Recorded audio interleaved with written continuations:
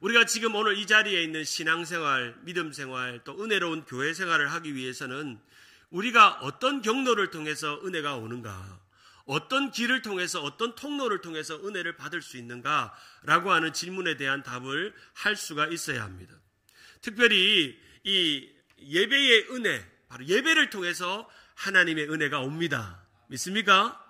우리가 오늘 예배 드리러 가자라고 왔지만 한편으로 우리의 마음은 어떤 마음으로 왔냐면 은혜 받으러 가자 하는 마음으로 온 줄 믿으시기를 바랍니다. 그래서 오늘 왔으니까, 이왕 왔으니까 은혜 받고 가세요. 은혜 가득 채우고 가세요. 은혜 받아야 됩니다. 우리가 예배 드리는 가장 큰 이유는 바로 하나님의 은혜가 이 예배 가운데 있기 때문입니다. 그 예배를 우리는 감사하면서 드릴 수 있는 것이죠. 어느 날 해변가에서 한 늙은 선원이 돛을 정리하고 있었습니다. 우리 화면 보여주실까요? 돛이 배가 앞으로 갈 수 있도록 바람을 하는 거죠. 그 정리하고 있는 이 배 앞에서 어떤 지나가던 한 소년이 이 늙은 선원에게 묻습니다. 선장님, 바람이란 무엇입니까? 라고 질문합니다. 뭐라고요? 바람이란 무엇입니까? 라고 질문하니까 이 선장님이 이렇게 말합니다. 이 어린아이에게, 글쎄, 바람이 무엇인지는 알 수 없지만 돛을 올리면 이 배는 앞으로 간다는 건 알고 있단다 라고 말했습니다. 그렇죠. 바람이 어디에서 부는지 내 마음대로 바람을 내가 만들 수도 있는 것도 아니고, 이 바람은 우리가 돛을 이렇게 올릴 때 이렇게 바람이 부는 방향을 따라서 배는 앞으로 가듯이 우리의 신앙생활도 마찬가지입니다. 누군가가 예배가 뭔가라고 물으면 우리는 예배가 무엇인지를 잘 설명을 하지 못합니다. 근데 놀라운 건 우리가 예배에 돛을 이렇게 올리니까, 뭔지는 모르지만 예배의 돛을 이렇게 펴니까, 마음의 예배를 이렇게 펼치니까, 또한 주일날 예배를 이렇게 펼치니까 은혜의 바람이 불더라는 겁니다. 할렐루야.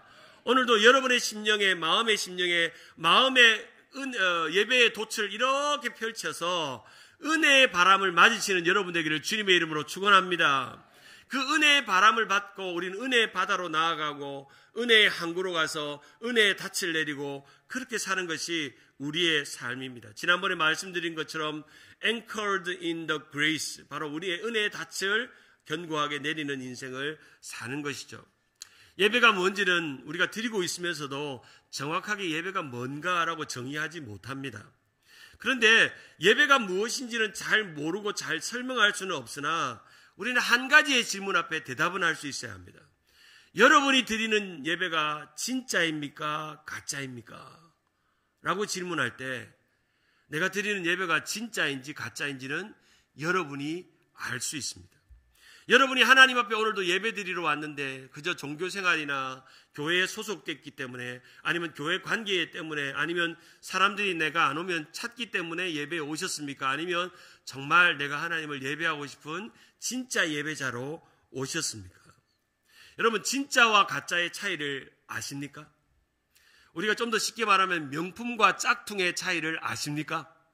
명품 있죠, 명품. 그리고 짝퉁이죠, 짝퉁. 중국 시장 가면 많은 짝퉁.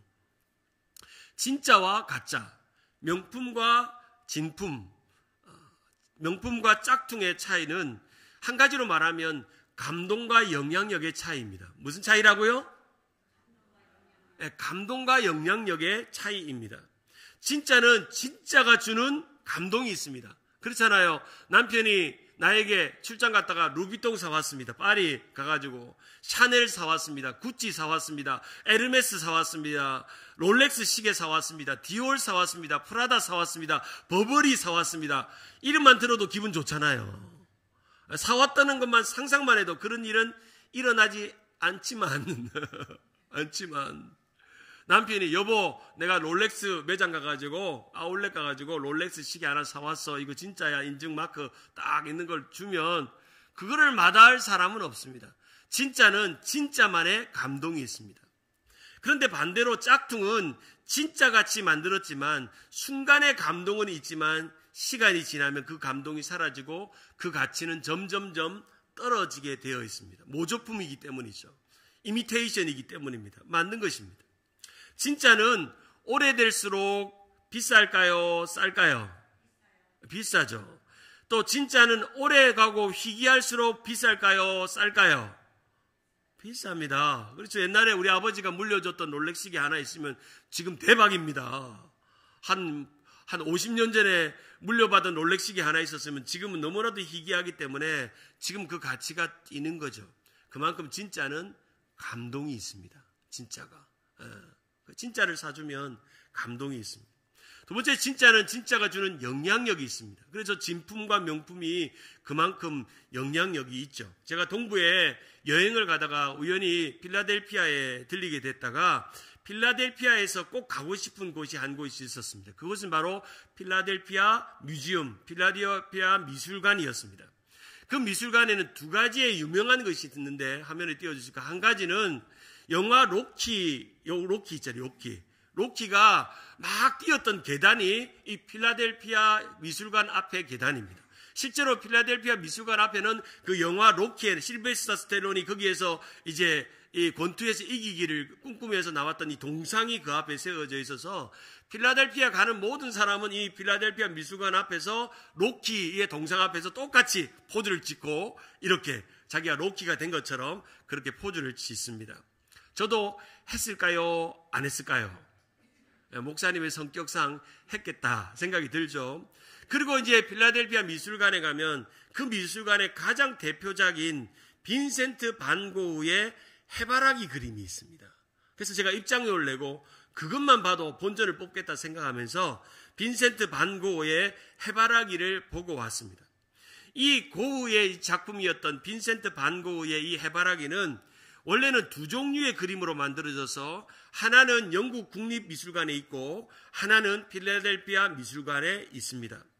고흐가 37살에 자신이 정물화를 그리면서 이 아름다운 색채, 노란색 색채, 보기만 해도 기분 좋은 이 해바라기 그림을 그리면서 자신의 희망을 담았던 그림이 지금 수억의 가치를 가지고 있죠. 시간이 가면 갈수록 그 가치는 더 비싸지지 떨어지지가 않습니다.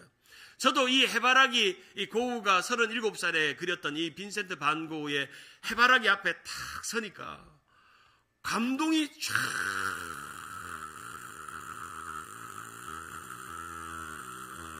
밀려와요. 그 짧은 순간에 늘 엽서에서 보던 아니면 그림에서 보던 이 빈센트 반 고흐의 해바라기, 선플라워가 눈앞에 탁 있는 거예요. 그리고 그 영향력이 그 노란 빛깔과 그 안에 이 그렸던 이 빈센트 반 고흐의 그런 마음이 느껴지고 그 영향력이 느껴져서 그때 깨달았죠. 야, 진짜가 주는 영향력은 이런 것이구나. 진짜가 주는 영향력은 이런 것이구나. 거기에 압도당했던 그런 순간이 있습니다. 사랑하는 여러분, 다시 묻습니다. 여러분이 하나님의 작품이라면, 여러분이 하나님이 기뻐하시는 형상이라면, 하나님이 원하시는 예배자라면 여러분의 예배는 감동이 있습니까? 여러분의 예배는 영향력이 있습니까? 오늘 예배 드리러 왔는데 감동이 충만하게 이미 우리 김상철 집사님이 확정되었네 하는 순간에 이미 감동이 있더라고요. 할렐루야. 이미 감동이 있으면 여러분 진짜입니다. 그런데 밍밍하고 내가 왜 예배를 왔는지 찬양이 감동이 없고 기쁨이 없고 만족이 없으면 내가 가짜로 앉아있는 겁니다. 형식적으로 앉아있는 거예요. 예배가 끝났습니다. 오늘 말씀을 듣고 마지막에 우리가 가서 제자 삼으라 하고 축도 듣고 이렇게 나가는데 이 말씀대로 살아야 되겠다는 마음이 막 생기고 또 가정에서나 남편에서나 오늘 이 말씀대로 내가 살아야 되겠다는 마음이 생기면 영향력이 있는 것입니다. 진짜가 되는 것이죠. 바로 예배에 들어올 때도 진짜가 여야 하고 예배에서 나갈 때에도 여러분은 진짜가 되어야 되는 것입니다. 2015년 우리 부모님이 처음으로 미국으로 오신 적이 있습니다. 제가 한국에서 나갔다가 부모님 두 분을 부산에 사시는 부모님을 모시고 왔는데 우리 부모님을 이제 모시고 제가 그랜드 캐년을 가봤지 않겠어요? 처음에 그랜드 캐년을 그때는 우리 어머님이 파킨슨병에 걸리지 않을 때고 아주 건장하시고 좋을 때고 바로 9년 전 엊그제 같은데 지금은 병석에 누워 계세요. 그리고 아버지가 어머니 곁에서 이제는 더 이상 미국에 올 수도 없고 또 올 수 있는 형편도 되지 않는 상황 속에서 9년 전에 아버지가 이제 그랜드 캐년에 갔을 때의 장면이 지금도 잊혀지지 않습니다. 아버지가 늘 사진에서 보았고 그 EBS TV 프로였던 걸어서 세계 속으로 늘 그걸 즐겨보시면서 비록 자신은 여행을 다니지 못하지만 전 세계를 TV 다큐멘터리로 보았던 아버지가 그 전에 미국의 서부에서 아버지가 늘 어릴 때 서부 총잡이 영화, 주말의 영화, 서부 총잡이 영화를 좋아하셨는데 그때 토요 영화로 보았던 서부의 그 배경으로 황야의 무법자 그 영화를 좋아했던 그 배경을 지나서 그랜드 캐년을 가니까 아버지가 너무 감동을 하는 거예요. 한번 사진 한번 띄워볼까요? 우리 부모님 얼굴도 이렇게 생기셨습니다. 우리 아버지가 그랜드 캐년에 탁 서가지고 제가 손을 들지 마라 해도 할렐루야 하면서 우리 아버지 어머님이 손을 들고 주님의 높고 위대하심을 내 영혼이 찬양하네. 주님의 높고 위대하심을 내 영혼이 찬양하네. 얼마나 감동적으로 보는지 지금도 제가 한국 가서 이야기하면은 그때 이 사진을 제가 뽑아 드렸거든요. 사진첩을 만들어줬는데 그때를 보면서 그 감동이 밀려온대요. 예. 우리가 대자연을 보면 주는 감동이 있는 것처럼 우리가 하나님 앞에 드리는 이 모든 예배의 순간순간이 감동이어야 합니다. 그 감동에 압도당하여야 합니다. 그래야만 하나님의 은혜가 있습니다. 사랑하는 여러분, 우리가 예배자로 또한 예배를 드릴 때에 우리의 예배는 최소한 짝퉁은 되지 말아야 합니다. 형식적으로 종교적으로 어쩔 수 없이 오는 예배가 아니라 정말 기쁨으로 하나님께 예배 드려야 합니다. 짝퉁 예배는 예배 보러 간다고 말합니다. 예배 보러 간다. 근데 진짜 예배는 예배 드리러 간다고 말합니다. 가짜 예배는 예배만 있고 삶이 없습니다. 예배는 잘 드렸는데 집에서 좋은 남편, 좋은 아내, 좋은 식구, 좋은 형제, 좋은 직장인이 되지 못합니다. 근데 진짜 예배자는 오늘 이 예배를 드리고 나가는 그 순간부터 삶의 예배가 시작됩니다. 일상의 예배가 시작됩니다. 생활의 예배가 시작됩니다. 가짜 예배자는 자기를 위해 예배 드리지만 진짜 예배자는 오직 온통 관심은 하나님을 기쁘시게, 하나님을 만족하게, 하나님 안에서 그렇게 예배를 드리러 오는 것입니다. 사랑하는 여러분, 옆에 분에게 한번 물어봅시다. 진짜 예배자이신가요? 한번 물어봅시다. 시작. 진짜 예배자이신가요? 네. 혹시 짝퉁? 혹시 짝퉁? 우리 교인들을 보니까 우리 주님 세운 교회를 좋아서 제가 막 칭찬하려고 그런 게 아니고 진짜 예배의 태도가 이렇게 좋은 교회가 있을 수가 없습니다. 할렐루야. 여러분 모르잖아요. 저는 이 주님 세운 교회 와서 제일 좋은 게 우리 박 목사님이 우리 성도들 예배 태도를 너무 잘 훈련시켜 놓으셨어요. 이건 그냥 되는 게 아닙니다. 지난 세월 동안 우리 박 목사님과 예배의 감동과 영향력이 무엇인지를 깨닫고 예배가 얼마나 소중하고 얼마나 절박하고 얼마나 감사한지를 알기 때문에 이거는 자연스럽게 나옵니다. 자연스럽게. 1부 찬양도 2부 찬양도 우리가 새벽기도도 주일 예배도 금요기도도 얼마나 시간마다 인원수와 상관없이 우리 한 영혼이 진짜로 예배 드리는 것 같습니다. 그래서 제가 더 진짜 예배자가 되기로 했습니다. 그래서 온전한 예배를 드리기를 원합니다. 오늘날 어떤 교회가 교회를 세웠는데 술집이었던 곳을 교회로 바꾸는 놀라운 역사가 일어났습니다. 사랑하는 여러분, 미국도 그런 역사가 일어날 줄 믿습니다. 유럽도 그런 역사가 일어날 줄 믿습니다. 우리가 미국이나 영국이나 참 안타까운 건 교회가 술집으로 바뀌는 게 자꾸 걱정이 되지만 우리가 술집이 교회가 되는 역사가 있었습니다. 근데 그 술집 사장님이 교회 목사님에게 이 술집을 넘기면서 한 가지 부탁이 있었는데, 목사님, 제가 어디 멀리 떠나니까 목사님이 우리 술집에서 키우던 앵무새 한 마리가 있는데 이 앵무새는 목사님이 좀 맡아주세요 라고 해서 그렇게 하기로 하고 계약서를 쓰고 술집을 교회로 바꾸기 시작했습니다. 그 이전에 술집 주인이 키우던 앵무새 한 마리가 있었습니다. 주일 아침이 되었습니다. 목사님이 가운을 입고 탁 예배당에 들어오니까 예배당 옆에 있던 앵무새가 뭐라고 말하냐면 새 주인이라고 말하는 겁니다. 그리고 이제 목사님을 따라서 성가대원들이 가운을 탁 입고 착착착착착 목사님 따라 들어오니까 이 앵무새가 뭐라고 말하냐면 새 노래 이렇게 하는 겁니다. 자, 이제는 교인들이 들어올 차례입니다. 드디어 목사님이 들어가고 성가대가 들어가고 그 다음 교인들이 입장하고 들어오는데 이 앵무새가 뭐라고 외쳤겠습니까? 그 손님, 그 손님, 그 손님, 그 손님 하는 겁니다. 알고 봤더니 그 교인 중에 그 교회 술집에 드나들이던 손님이 계셨던 겁니다. 이게 만든 이야기이지만 참 재미난 이야기인 것 같습니다. 여러분은 진짜 예배자입니까? 아니면 그 손님입니까? 예배자죠.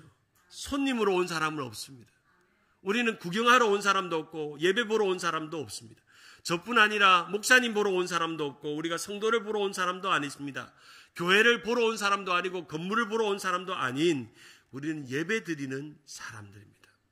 우리는 온전한 예배의 태도로 하나님 앞에 주님 오늘 이 자리에 오셔서 나를 만져주시고 나에게 구원을 주시고 나에게 은혜를 주시고 나에게 말씀을 주옵소서, 내게 주님으로 만족하는 기쁨을 주옵소서라고 우리는 그 손님이 아니라 그 예배자로 오늘 이 예배 자리에 왔다는 것입니다. 잘 드린 예배는 세 가지가 항상 있습니다. 세 가지가. 제가 이 세 가지를 한번 말한 적이 있는데 감이 있습니다. 첫째는 감동이 있습니다. 아까 진짜는 감동이 있다 했죠. 스트롱 필링이 있습니다. 마음이 깊이 느껴지는 감정이 있습니다.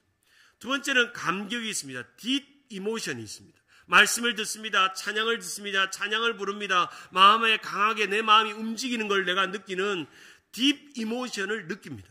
세 번째는 감사가 있습니다. 땡큐, 하나님 앞에 감사하는 감사의 마음이 있습니다. 예배를 드리고 은혜를 받고 그 은혜에 감사해서 헌금을 드리고 고백을 드리고 하나님 앞에 어떻게 이 은혜를 갚을까 하는 감사가 있습니다. 뭐라고요? 세 개가 있다고요. 첫 번째 뭐라고요? 감동. 두 번째 감격. 세 번째 감사가 있습니다. 여러분이 오늘 예배를 끝나고 나서 여러분 입문을 나갈 때에 여러분에게 질문하세요. 오늘 이 예배에 내게는 감동이 있었는가? 오늘 이 예배에는 내 마음이 움직이고 움틀거리고 내 영혼이 살아나고 내가 깨어나는 감격이 있었는가? 그리고 내가 이 은혜를, 이 놀라운 은혜를 내게 주신 것을 생각해서 하나님께 감사하다. 오늘도 거저 왔는데 하나님께서 거저 돌려보내지 않으시고 나에게 은혜를 주셨구나. 하나님 너무너무 감사하다. 여보 오늘 목사님 설교 들어봐서 오늘 찬양 너무 좋지 않아. 오늘 이 예배 너무나도 좋지 않아. 오늘 너무너무 좋아 하면서 이보다도 좋을 수 없다. Never been better. 이보다 좋을 수 없다고 고백하는 감사가 있다면, 여러분이 나갈 때 목사님 손을 꼭 잡으면서 목사님 오늘 같이 예배 드려서 너무 감사해요 하는 마음이 있으면 여러분 진짜 예배를 잘 드리는 겁니다. 그 후로 끝나지 않고 여러분의 일상 속에서 오늘 들었던 설교를 듣고 말씀을 듣고 또 오늘 저녁에 오늘 낮에 들었던 말씀을 다시금 유튜브로 또 듣고 또 듣고 또 들으면서 또 감동이 오고 또 감격이 오고 또 감사가 생기는 것입니다. 여러분 요즘 좋잖아요. 유튜브에 그 설교가 계속 올라오고 예배가 또 있잖아요. 그러면 여러분 계속 또 듣고 또 들으면 주일날 집중 안 했던 것들이 들려요. 그래서 요즘 너무너무 좋잖아요. 집에서 수시로 어제 들었던 말씀 듣고 내가 받았던 은혜 나누고 다른 사람들에게 나누는 것. 이것은 진짜 예배자만이 느낄 수 있는 은혜입니다. 그래서 이 예배는요, 가장 큰 특징은 임재와 회복이 일어납니다. 뭐가 일어난다고요? 임재와 회복. 하나님이 내게 임하시고 내 안에 회복이 일어나는 거죠. 내 안에 그 하나님의 임재가 내 안에 모셔드리고 주님이 내 안에, 내가 주님 안에 있으면 내 안에 살아나는 겁니다. 사랑하는 여러분, 예배를 통해서 감동을 받고 감격을 받고 감사하는 마음으로 살아나시기 바랍니다.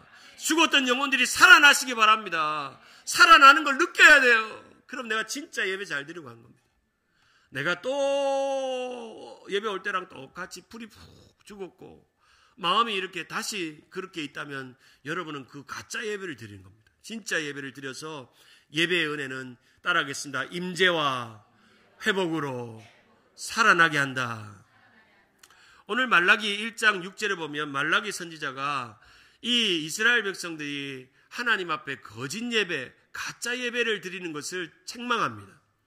이들이 진짜 예배자가 되어야 되는데 그냥 형식적으로 제사를 드리고 제물을 드리고 하나님 앞에 좋은 것, 아름다운 것, 깨끗한 것, 온전한 것 드려야 되는데 하나님이 예배하라고 제사 드리라고 하니까 절기가 되니까 마지못해서 어쩔 수 없이 그저 제사를 안 드리면 좀 부끄러운 일을 당하니까 그냥 형식적으로 종교적으로 마지못해서 예배를 드리는데 이 말라기 선지자가 책망을 합니다. 그 당시에 제사장들과 레위인들과 예배자들을 책망합니다.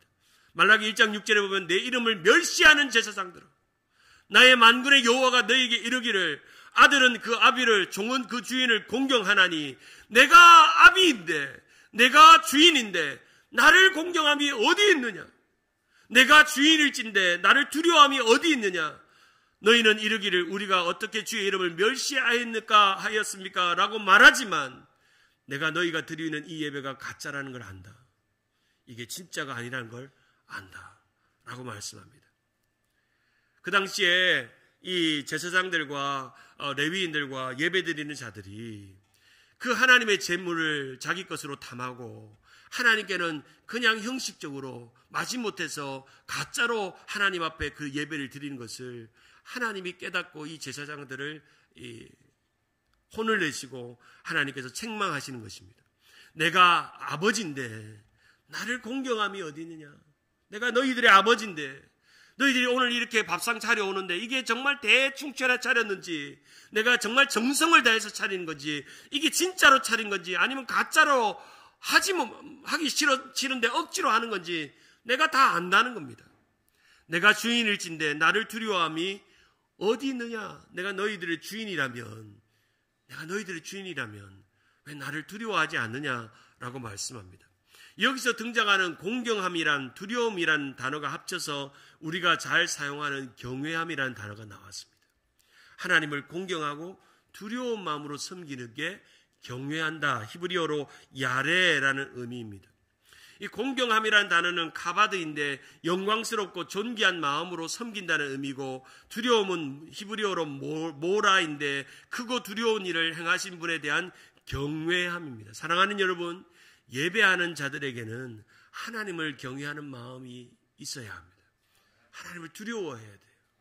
예배당 입구에 들어오는 순간 오늘 이 1시간 반 동안에 드리는 예배가 하나님께서 나에게 임재하셔서 내 안에 있는 모든 죄악과 내 마음, 내가 진심으로 드리는지 가짜로 드리는지 정성을 다해서 이 예배 자리에 나왔는지 아니면 마지못해서 귀찮은데 피곤한데 짜증스러운데 잠을 더 잘 건데 어쩔 수 없이 목사님을 봐야 되니까 안 나오면 교회에서 전화 오니까 어쩔 수 없이 왔는지 하나님이 여러분을 이 예배당에 들어오는 그 순간부터 다 압니다. 여러분 공항에요. 우리 비행기 탈 때요. 시큐리티가요. 다 소지품 조사하잖아요. 항상 저는 비행기 탈 때마다 그 시큐리티 통과할 때마다 아무것도 가진 게 없는데 괜히 긴장이 돼. 두 손 올리라고 하잖아요. 두 손 딱 올리고 하잖아요. 두 손 올리고 갑자기 삐 할까봐 왠지 겁이 나잖아요. 벨트도 풀고 신발도 벗고 두 손 이렇게 올리세요. 두 손 올리세요. 삐 하고 지나가는데 아무것도 없대. 그러면 그냥 지나가는데 만약에 오늘 문 앞에 하나님이 진짜와 가짜를 구별하는 삐 하는 그걸 만들어 놓고 들어올 때마다 자 우리 김 권사 손 들고 자 통과 진짜 삐 또 손 들고 김 장로 삐 진짜 김 집사 삐삐삐삐삐삐삐삐삐삐삐 하는 게 있다고 생각하면 얼마나 두려울까요? 생각해 보세요. 맞죠? 얼마나 두려울까요? 근데 우리는 그런 마음으로 와야 돼요. 오늘도 예배 자리에 가는데 한 주간 동안 실패하고 부족하고 연약하고 또 상처받고 아픈 마음으로 왔지만 오늘 주님 그러나 내 마음은 진실되고 좋은 걸로 주님께 드리기를 원해요. 나는 상처받고 아프고 못한 것이지만 오늘 내 마음만은 진실되게 하나님 앞에 예배하기 원해요.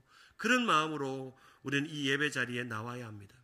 말라기 2장 5절을 같이 한번 읽어봅니다. 말라기 2장 5절 레위와 시작. 레위와 세운 나의 언약은 생명과 평강의 언약이라. 내가 이것을 그에게 준 것은 그로 경외하게 하려 함이라. 그가 나를 경외하고 내 이름을 두려워하였으며. 그 하나님의 이름 자체를 레위인들, 하나님의 예배자들을, 하나님의 선택된 제사장들을 두려워한다는 겁니다. 주님, 하나님, 여호와 이름 부를 때마다 내 마음 안에 내가 진짜인지 가짜인지 항상 묻는 거죠. 내가 오늘 드리는 이 예배가 정말 정성을 다해서 하나님께 드리고 나왔는지, 오늘 우리가 드리는 헌금, 시간, 또 마음, 찬송 이런 게 얼마나 하나님 앞에 정성을 다해서 드리고 있는지를 생각해 보는 것입니다. 우리가 이 말라기를 통해서 이 말라기의 성경은 예배의 성경이라고 말합니다. 이제 신약으로 넘어가기 전에 마태복음 중간 시대가 지나기 전에 마지막 예배에 태초에 하나님이 천지를 창조하시니라라고 하는 말씀의 메시지가 시작된 이후부터, 창조의 하나님이 선포된 이후부터 이 말라기는 마지막 이스라엘 백성들이 실패하는 가장 큰 실패는 예배였다는 것을 말해줍니다. 그 예배를 다시금 점검하라고 말씀하고 있는 것이죠. 한번 따라할까요? 예배의 성공이 인생의 성공이다. 예배의 은혜가 삶의 축복이다. 여러분, 이 문장을 외우세요. 예배의 성공이 인생의 성공이다. 예배의 은혜가 삶의 축복이다. 그래서 내가 오늘 예배 드리는 걸 게을리하고 예배당에 나오지 않고 예배하지 않으면 나는 성공이 없다. 나는 예배의 은혜를 누리지 않으면 내게 축복이 없다고 생각하세요. 그것이 모든 성경이 말하는 우리에게 진리이며 분명한 명제입니다. 예배의 성공이 인생의 성공이 되도록 여러분의 자녀들 위해 기도하세요. 사랑하는 여러분, 우리 사랑하는 자녀들이 예배에 성공하는 자녀들 되기를 바랍니다. 예배에서 벗어나지 않기를 바랍니다. 예배의 경로에서 이탈하지 않기를 바랍니다. 하나님 아버지, 우리 아이들이 아이비리그 가고 좋은 대학 가고 몇 수십만 불 연금 받고 다 봉급받는 아이들이 성공이 아니라 이 아이들이 주의를 기억하고 예배당에 나가고 자자손손 예배하는 자녀들이 되면 성공입니다. 방 한 칸짜리 살아도 그 자녀들이 예배하는 자녀이면 하나님은 결단코 버리지 않습니다. 예배를 실패하지 않은 자들은 인생이 실패하지 않게 만드십니다. 예배에 성공하는 아이들은 하나님의 인생을 반드시 성공하게 하십니다. 여러분 주변에 예배에 성공하는데 인생에 실패한 아이들을 본 적이 있나요? 없어요. 저는 본 적이 없어요. 단 한 번도. 예배에 성공하고 예배를 드리는 진짜 예배자로 살아가는데 하나님의 그 인생을 책임지고 은혜를 구하며 나아가는 것입니다. 예배의 은혜는 곧 내 삶의 축복을 결정하는 거예요. 오늘 이 드렸던 예배의 퀄리티가 여러분의 일주일의 삶의 축복을 결정합니다. 오늘 그 마음으로 우리는 예배 드리는 겁니다. 실제로 말라기서는 포로 귀환 시대에 성전 건축이 완료된 이후였습니다. 포로로 나라를 빼앗기고 쫓겨갔던 그들이 돌아와가지고 이제 예배가 회복되고 성전이 회복되고 그들이 예배의 공간이 만들어졌습니다. 근데 문제는 이들이 이 예배의 공간이 회복되고 성전으로 돌아와 또 성전을 건축하고 완료됐는데 성전만 건축하면 뭐합니까? 그들이 하나님 앞에 가짜로 예배 드리는 거예요. 학개와 스가랴와 또 지도자 스룹바벨의 인도로 두 번째 성전이 완공되고 화려했던 솔로몬의 성전은 비록 무너졌지만 스룹바벨 성전이 완공이 된 이후에 말라기가 보았습니다. 이제 그들이 빼앗긴 땅에서 그렇게 예배하기를 갈망하고 사모하고 내가 이제 예루살렘으로 돌아가면 성전에서 예배하고 싶다고 그렇게 노래를 불렀는데 스룹바벨 성전이 완성되어서 그들의 예배를 보니까 과간도 아닌 거죠. 형식적으로 가짜로 하나님 앞에 흠 없는 걸 드려야 되는데 흠 있는 것들을 눈먼 것 절름발이 제물을 주님 앞에 드렸다고 그렇게 생색나고 있는 그들의 모습이었습니다. 예배의 공간은 찾았어도 예배를 잃어버린 그들의 모습을 말라기 선지자는 분명하게 말씀하고 너희들이 이제 예배의 공간이 회복되고 예배의 성전이 회복됐는데 중요한 건 너희가 진정으로 회복돼야 될 진짜 예배자의 마음이 회복이 안 됐다. 너희가 진정 이곳에서 하나님을 예배하고 하나님의 임재와 축복을 누릴 수 있다면 너희들의 예배가 무엇인지를 생각해 보라고 말씀해주고 있는 것이죠. 우리는 이 말라기서를 통해서 하나님을 예배하고 하나님을 경외하는 것에 실패하는 사람들이 어떤 책망을 당하는지를 들어야 합니다. 하나님 앞에 짝퉁 예배자, 가짜 예배자는 하나님이 다 아신다는 겁니다. 비록 입구에 그 소지품이 뭐가 있는지 감별하는 것이 없다 할지라도 오늘 성령님은 여러분 마음 안에 오셔서 여러분의 마음을 쫙 스캔하고 계십니다. 오늘 김 권사, 김 장로가 오늘 예배 드리는데 딴 생각이 있네, 집중이 안 되네 하면서 성령님이 슥 왔다 갑니다. 느끼셨죠? 방금 왔다 갔어요. 느끼셨죠? 성령님이 왔다 갔어요. 내 마음에 계십니다. 말라기 시대의 유대 사람들은 결정적인 타락은 하나님을 경외하는 일에 실패했습니다. 그게 실패하니까 400년 암흑기가 온 것입니다. 고난의 시간이 온 거예요. 어려움의 순간이 오는 거예요. 말라기 1장에 보면 내가 너희를 사랑하였다라고 말씀합니다. 말라기 1장 2절을 같이 한번 읽어볼까요? 말라기 1장 2절. 우리 하나님은 어떻게 우리를 사랑하셨는가를 이렇게 기록합니다. 말라기야 1장 2절 시작. 여호와께서 가라사대 내가 너희를 사랑하였노라 하나 너희가 이르기를 주께서 어떻게 우리를 사랑하셨나이까 하는도다. 여러분 생각해 보세요. 포로로 잡혔던 그들이 돌아와서 이제 스룹바벨 성전을 지었는데 내가 너희를 사랑한다 하니까 이 자식 새끼들이, 이 종들이 주인 보고 아버지 보고, 아버지가 우리를 언제 사랑했냐고, 주인이 우리를 언제 사랑했냐고 그렇게 원망하는 어리석은 자들이 있었습니다.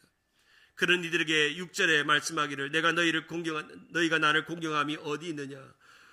그러니까 그들이 이렇게 말하죠. 우리가 어떻게 주의 이름을 멸시하였나이까 라고 하면서 논쟁하듯이 주고받는 대화가 이 말라기의 말씀입니다. 말라기 1장 7절에서 8절에 보면 너희가 더러운 떡을 나의 제단에 드리고 말하기를 우리가 어떻게 주를 더럽혔나이까. 참 뻔뻔하죠. 더러운 걸 들여놓고 내가 했다는 거죠. 이는 너희가 여호와의 식탁은 경밀히 여길 것이라 말하기 때문이라. 여기 여호와의 식탁이라고 그랬죠. 여러분 제가 지난주 금요일에 뭐라 그랬죠? 여러분의 기도와 예배는 하나님 앞에 드리는 요리라고 말씀했죠. 여기 성경에 나오잖아요. 여호와의 식탁이라고, 여호와의 디너라고, 다이닝이라고 말씀하잖아요. 여러분은 하나님의 요리사들입니다.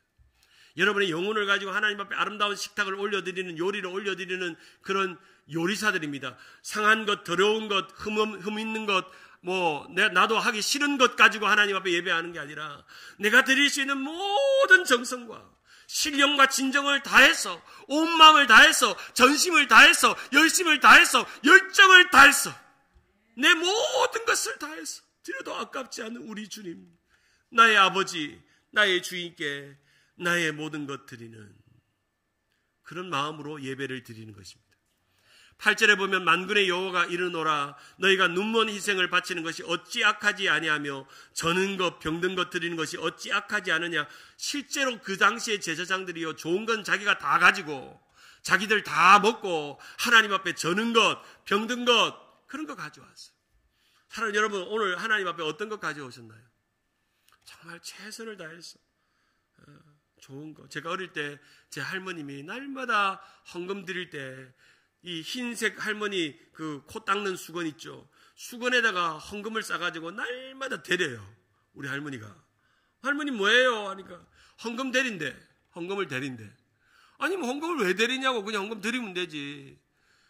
야야, 하나님은 이 정성도 받으신단다 하면서 그 옛날에 그 기억나시죠? 할머니 그 코 닦는 하얀 수건 있잖아요. 거기에다가 10,000원짜리 5,000원짜리 다려가지고 탁 넣고 거기다가 안수하고 하나님 내가 이것밖에 못 드려서 너무 죄송해요 하면서 하나님 앞에 헌금 드리는 우리 믿음의 선배들, 믿음의 어머님들은 항상 좋은 옷은 어디 갈 때 입어요? 새 옷은 어디 갈 때 입어요? 새 신은 어디 갈 때 신어요? 이게 참 옛날에 우리 부모님들이요, 저도 지금도 그게 습관이 들어가지고 항상 새 옷은 교회 갈 때 해요. 여러분 아이들에게 그거 가르치세요. 그게 별것 아닌데 교회가 귀중한 곳, 내 삶의 가장 아름다운 것을 가져가야 될 곳이라는 것을 아이들이 배우고 익히게 되는 것입니다. 우리의 삶에 하나님께 드리는 건 더러운 것, 눈먼 것, 저는 것, 병든 것이 아니라 이것도 총독에게 가져가 보라. 총독이 기뻐하겠느냐? 사람에게도 줘도 기쁘지 않은데 정말 우리가 하나님 앞에 좋은 것을 가져다 드리는 믿음이 있어야 될 줄 믿습니다. 거짓되고 더러운 것은 하나님이 다 아십니다. 여러분이 오늘 이 자리에 오기까지 힘든 것도 아시고 어려운 것도 알고 오기까지 힘든 상황도 다 아십니다. 그러나 여러분이 좋은 마음 가지고 아름다운 마음 가지고 예배드리고 찬양하는 순간 마음이 회복되어서 말씀 듣는 이 시간에 마음이 회복된 상태로 깨끗한 심정으로 주님 앞에 나와 예배할 때 하나님이 다 아십니다. 야, 합격이다, 합격. 자, 진짜다, 진짜. 우리 주님 세운 교회 성도들은 진짜 예배자들만 있구나 하면서 하나님이 체리 따먹을 날마다 할 겁니다. 아, 최고다, 최고다, 최고다. 그렇게 고백하는 것입니다. 하나님은 속일 수 없습니다. 하나님께 우리는 다 들통나게 되어 있습니다. 내가 어떤 마음으로 이 시간 예배드리는지, 혹시 마음에 미운 마음이나 원망하는 마음이나 죄짓는 마음이나 또한 상한 마음 가지고 왔는지 하나님이 다 아십니다. 한번 따라합시다. 하나님께 들통나기 전에 미리미리 잘하자. 다 들통나죠. 미리미리 잘하세요. 하나님 다 아세요. 말라기 1장 9절에 보면 우리 같이 한번 읽어볼까? 말라기 1장 9절 한번 읽어봅시다. 말라기 1장 9절 혹시 화면에 있나요? 말라기 1장 9절 우리 없으신 분들은 성경 보면서 한번 읽어보겠습니다. 1장 9절 같이 한번 읽어봅니다. 시작. 만군의 여호와가 이르노라 너희는 나의 하나님께 은혜를 구하면서 우리를 불쌍히 여기소서 하여 보라. 너희가 이같이 행하였으니 내가 너희 중에 하나인들 받겠느냐. 여기 나오죠. 너희가 하나님 앞에 은혜를 구하러 오고 긍휼을 구하러 왔는데 너희가 가져온 것들을 봐라. 너희가 어떤 마음으로 이 자리에 왔는가 봐라. 너희가 은혜를 받을 자격이 있는가, 은혜를 줄 수 있는가. 내가 안 준다는 거예요.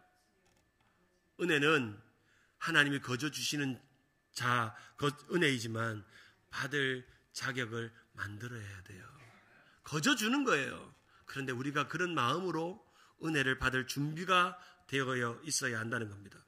말라기 1장 10절에 보면 만군의 여호와가 이르노라 너희가 내 단위에 헛되이 불사르지 못하게 하여, 여기 너무 중요한 말이 나옵니다. 너희 중에 성전문을 닫을 자가 있으면 좋겠다. 여러분, 성경에 하나님이 예배를 거절한 일이 유일하게 나옵니다.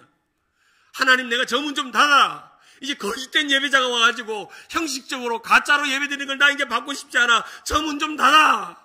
저 문 닫아. 가짜 예배자들의 예배가 역겹다는 겁니다. 여러분, 이 말라기에 이 충격적인 메시지가 있다는 걸 여러분 기억하셔야 돼요. 우리가 예배당으로 나오고 마음의 문을 열고 주님 앞에 예배드릴 때 우리가 진정으로 예배드리지 않으면 하나님은 그 예배의 문을 닫으십니다.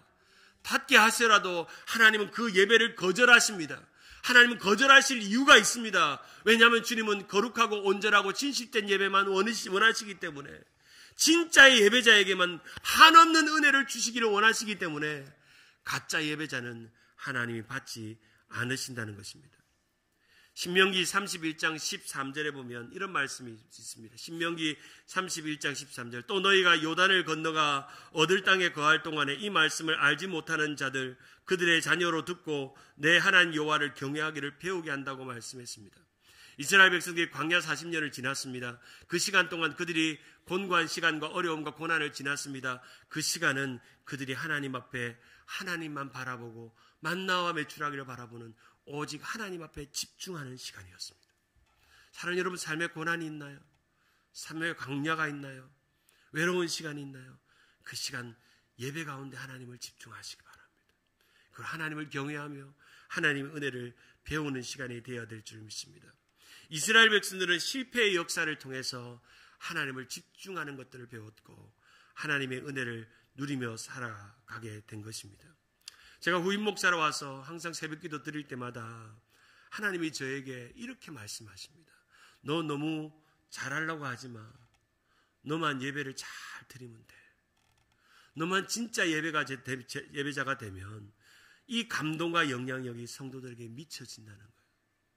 제가 진짜 예배자가 되면, 우리 새로 부임하신 목사님이 진짜 예배자가 된 걸 여러분이 감동하고 영향력을 느끼면 모든 성도들이 그 예배자가 된다는 겁니다. 그래서 저는 항상 외쳐요. 나만 잘하면 된다. 한번 따라하겠습니다. 우리 교회에 나만 잘하면 된다.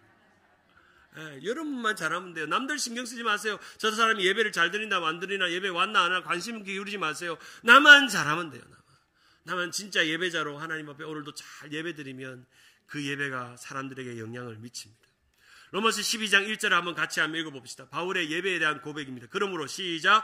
그러므로 형제들아 내가 하나님의 모든 자비하심으로 너희를 권하노니 너희 몸을 하나님이 기뻐하시는 거룩한 산제사로 드리라. 이는 너희의 드릴 영적 예배니라.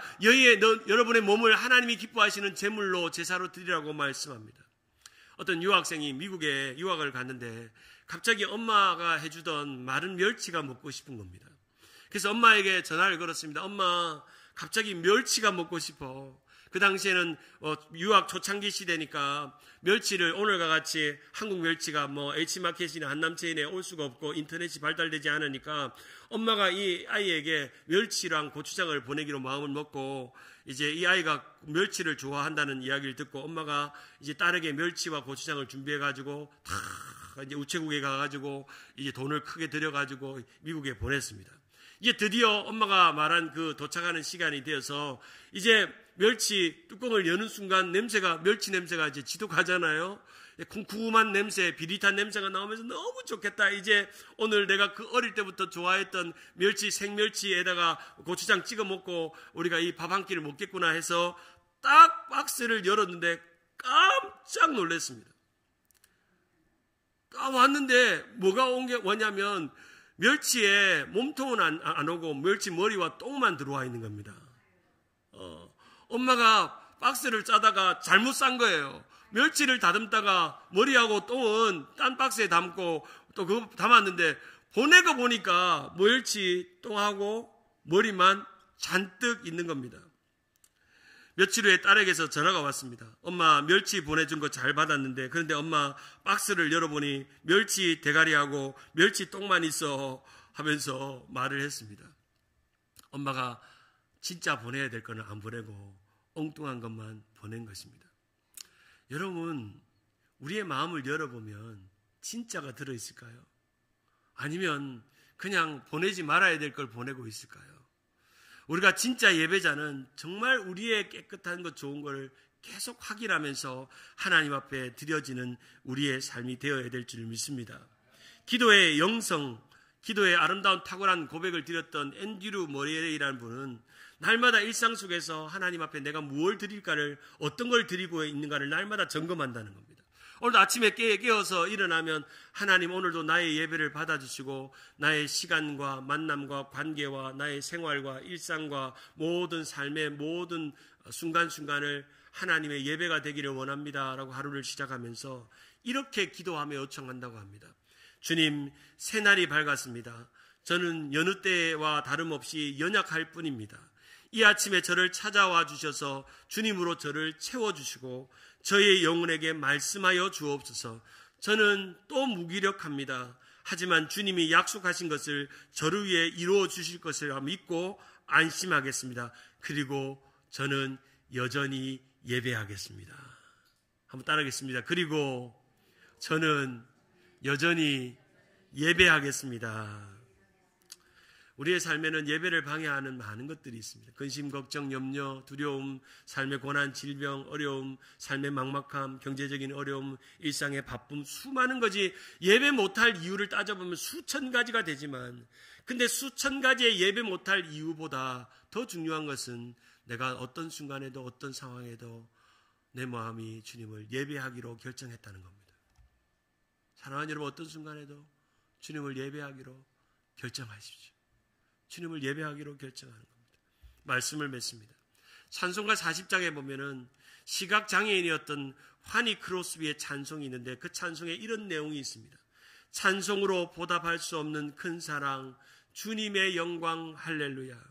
우리 받은 그 큰 은혜 말할 수 없네. 주님의 영광 할렐루야. 어떤 사람이 환희 크로스비에게 묻습니다. 만약에 당신이 눈을 뜨고 장애인이 아니었다면 더 좋고 더 아름다운 찬양을 많이 짓지 않았겠습니까? 라고 묻습니다. 그러니까 이 하니 크론스비가 어릴 때 의사 선생님이 진료를 잘못해서 눈이 멀게 됐는데 이렇게 말합니다. 그거 아니에요. 저는 만약에 눈 뜨고 하나님을 예배했다면 이렇게 아름다운 은혜의 찬송을 짓지 못했을 겁니다. 하나님이 나에게 눈 멀게 해주신 것을 감사합니다. 이 고난을 주신 것을 감사합니다. 이 어둠을 주신 것을 감사합니다. 저는 이 어둠 속에서 주님의 은혜의 빛을 보았습니다. 그 은혜의 빛으로 나는 노래할 수 있었습니다. 이 고난을 견딜 수 있었습니다. 그래서 저는 오히려 이 눈먼 것을 인해서 하나님을 찬송을 만들 수 있었습니다. 찬송으로 보답할 수 없는 큰 사랑, 주님께 영광. 할렐루야. 우리 받은 그 큰 은혜에 말할 수 없네. 주님께 영광. 할렐루야. 2018년 슈퍼볼 게임이 있었습니다. 최약체로 불렸던, 우리 계속 반주해 주셔도 됩니다. 최약체로 불렸던 필라델피아 이글스의 쿼터백이었던 최우수 MVP를 다했던 닉 폴슬이라는 청년이 있습니다. 이 청년이 이 경기를 진행하면서 이 풋볼 선수들과 함께 오늘 이 경기가 예배가 되게 해달라고 기도했습니다. 이 결승 경기가 나를 위한 영광이나 나의 영광 기쁨이 아니라 믿는 거기 선수들과 함께 손을 잡고 이 경기를 시작하면서 하나님 오늘 이 경기가 글로리 투 더 갓, 글로리 투 더 갓, 하나님의 영광이 되게 해달라고 이 친구와 함께 경기를 해서 모든 예상을 뒤엎고 필라델피아 이글스가 패트리어트 뉴 잉글랜드를 이기고 승리했습니다. 그리고 나서 이 사람이 MVP 소감에 이렇게 말합니다. 저는 매일마다 이 경기를 위해서 믿음의 친구들과 함께 성경 공부를 했습니다. 그리고 일요일에 경기가 있을 때 교회를 가지 못했지만 그래도 그 경기가 끝나면 믿음의 형제들과 함께 모여 오늘 낮에 드리지 못했던 저녁에 드리지 못했던 예배를 함께 드리며 하나님 앞에 기도하며 매일매일 수표볼 결승전에 올라가기만 하면 우리는 글로리 투 더 갓, 글로리 투 더 갓이라고 외치고 이 경기를 할 것이라고 이 경기가 하나님 앞에 예배드리는 시합이 되게 해달라고 기도했습니다. 그리고 저는 이제부터 하나님 앞에 내 삶을 드리기로 했고 이 경기가 끝난 후에 나는 목사로서 하나님 앞에 삶을 드리기로 했습니다. 라고 하는 아름다운 간증이 이 사랑하는 우리 이 형제의 고백, 닉 폴스의 고백이 되었습니다. 사랑하는 여러분, 이제 이 예배당에 나갈 것입니다. 여러분의 나름의 슈퍼볼이 여러분의 일상에서 펼쳐질 때 여러분 그것이 예배가 되어야 오늘 우리가 받았던 이 감격과 영향력으로 나의 가정에서 엄마로서 아이로서 자녀들로서 남편으로서 직장인으로서 모든 일상의 생활이 예배가 될 때 비로소 우리는 진짜 예배자가 되는 것입니다. 우리는 가짜 예배자로 살다가 오는 게 아니라 오늘도 진짜 예배자고 여러분의 모든 일상의 자리에서도 일상의 시간을 동원해서도 진짜 예배자로 살아가는 여러분 되기를 바랍니다. 예배는 말이 아니라 삶이어야 합니다. 오늘 예배 잘 드렸다, 예배 드리고 왔다 라는 말이 아니라 여러분의 삶으로 살아드리는 예배가 되어야 합니다. 이런 말이 있습니다. 예배를 드린 후에 삶으로 돌아가 삶으로 주님께 예배 드리네.